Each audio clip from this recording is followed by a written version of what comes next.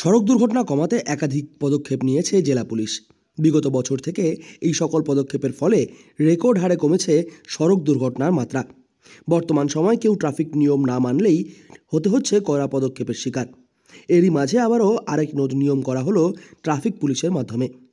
Scooty বা বাইককে বিনা হেলমেটে কোনো প্রকার পেট্রোল দেওয়া হবে না। যেটা আমাদের মেন মূল উদ্দেশ্য আছে সেটা হচ্ছে আমরা হেলমেট ছাড়া কাউকে গাড়ি চালাতে দেবো না, এবং সেই জন্য আমাদের রেগুলারলি কোচবিহার জেলা জুড়ে উইদাউট হেলমেট এবং পিলন রাইডারও উইদাউট হেলমেট আমাদের হিউজ একটা ফাইন ইম্পোজ করা হয় বা ট্রাফিক চালান ইস্যু হচ্ছে। তা সত্ত্বেও আমি দেখতে পাচ্ছিলাম কিছুদিন ধরে যে বিভিন্ন পেট্রোল পাম্পে উইদাউট হেলমেট আপনার কিছু পেট্রোল দেওয়া হচ্ছিল। এই জন্য আমরা বিভিন্ন পেট্রোল পাম্প মালিকদের সঙ্গে মিটিংয়ে বসি এবং ওনার সতর্ক করা হয় যে আপনারা কিন্তু এইভাবে পেট্রোল দেবেন না। বাইক বা স্কুটি চালকদের জন্য এই বিশেষ নিয়ম সড়ক দুর্ঘটনা আরও অনেকটাই কমাবে বলে মনে করা হচ্ছে। এমনটাই মনে করছেন সাধারণ মানুষের একাংশ। হেলমেট ছাড়া কোনো বাইক বা স্কুটি চালক পেট্রোল নিতে পারবেন না পেট্রোল পাম্প থেকে, এমনটাই স্পষ্টভাবে জানিয়ে দেওয়া হয়েছে ট্রাফিক পুলিশের পক্ষ থেকে সমস্ত পেট্রোল পাম্প কর্তৃপক্ষকে। বাকি নিয়ম সমানভাবে পালন করা হচ্ছে জেলার সর্বত্র। তবে কিছু ক্ষেত্রে কিছু বাইক বা স্কুটিকে দেখতে পাওয়া যাচ্ছে হেলমেট ছাড়া রাস্তাতে দাপিয়ে বেড়াতে। আমাদের যে নো হেলমেট নো পেট্রোল যে সাইনেজ আছে এটাকে আমরা ম্যান্ডেটরি করি।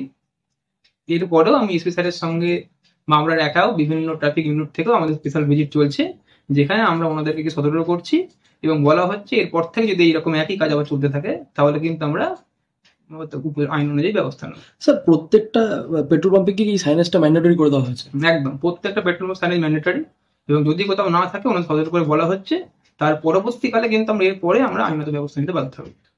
শুধুমাত্র বাইক বা স্কুটির চালককেই হেলমেট পরলে চলবে না, চালকের পেছনে কেউ বসে থাকলেও তাকেও হেলমেট পরতে হবে।